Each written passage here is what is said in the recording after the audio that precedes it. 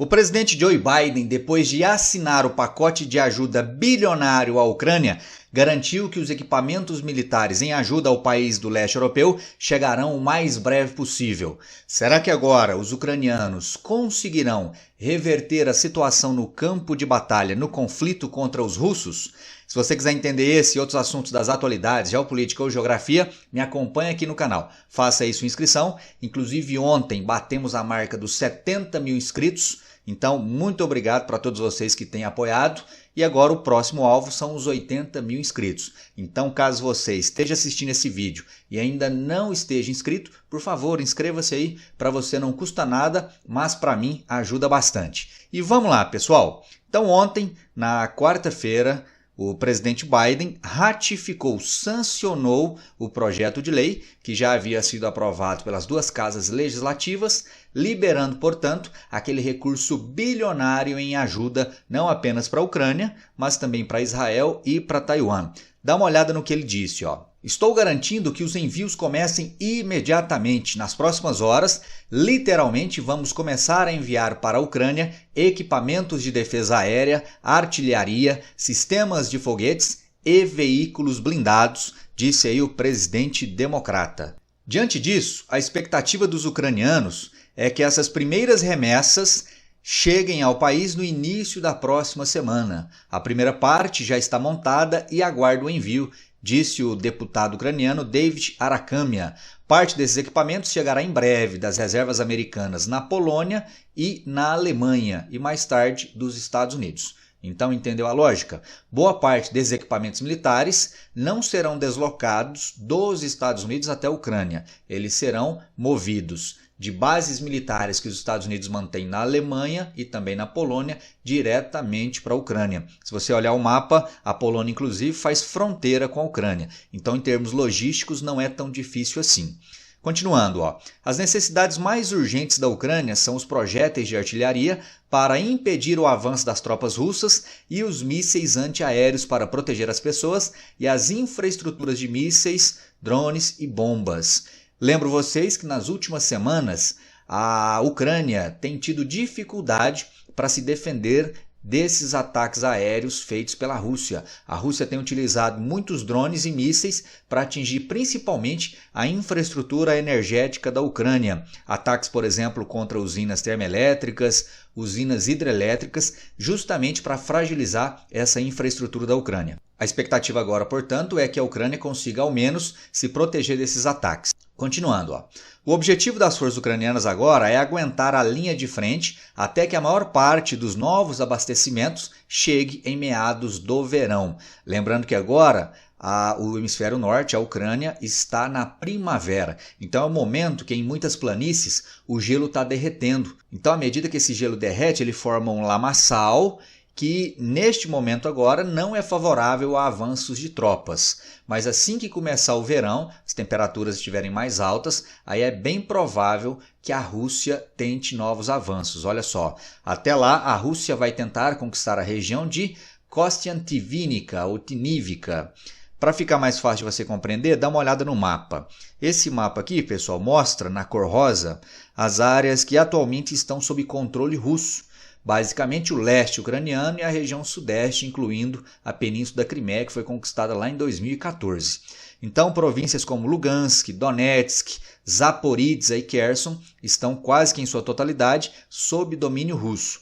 O último grande avanço russo, lá em fevereiro, foi aqui ó, na região de Avdiivka. Foi a última cidade conquistada pelos russos.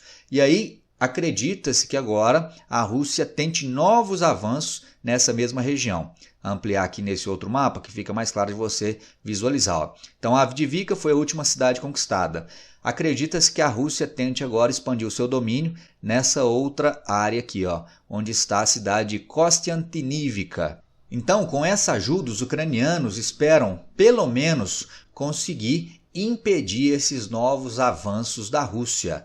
Não há uma grande pretensão que com esses equipamentos, com essa ajuda, a Ucrânia consiga expulsar os russos dessas áreas já dominadas. Não, o intuito agora é impedir novos avanços das tropas de Vladimir Putin. Dá uma olhada aqui, ó. A Ucrânia reconhece que a esperança de futuros avanços para o país ainda depende de uma entrega de mais ajuda ocidental. A assistência de Washington pode também galvanizar, ou seja, incentivar os aliados da Ucrânia na Europa no sentido de aumentarem as contribuições a Kiev. Então é por isso que muita gente fala que apesar dessa nova ajuda ter sido muito celebrada pelos ucranianos, ela não será capaz de reverter a situação no campo de batalha. Ela vai, no máximo, manter estável os avanços russos, ou seja, permitir que a Ucrânia se proteja contra novos avanços da Rússia. E, enquanto isso, a Ucrânia vai lutar, o presidente Zelensky, para que mais ajuda chegue, dessa vez vinda aí de outros países europeus. Vamos aguardar aí e acompanhar para ver se a Ucrânia consegue esses novos apoios, essas novas ajudas nos próximos meses.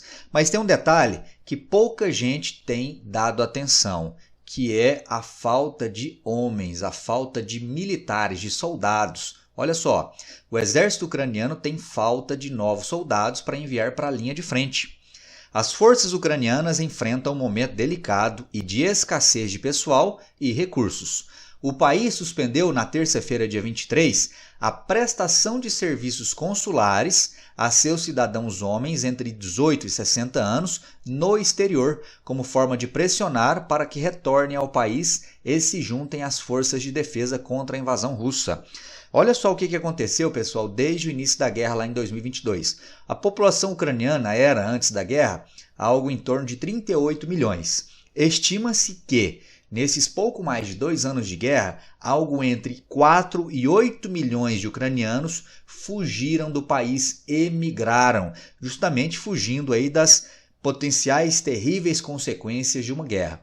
E entre esses vários milhões de pessoas que emigraram, estavam justamente muitos homens. Então, quando a Ucrânia toma essa decisão de suspender os serviços consulares para cidadãos no exterior, é uma forma de tentar pressionar essas pessoas a voltarem para o país e integrarem as forças armadas, as forças de defesa na luta contra a invasão russa.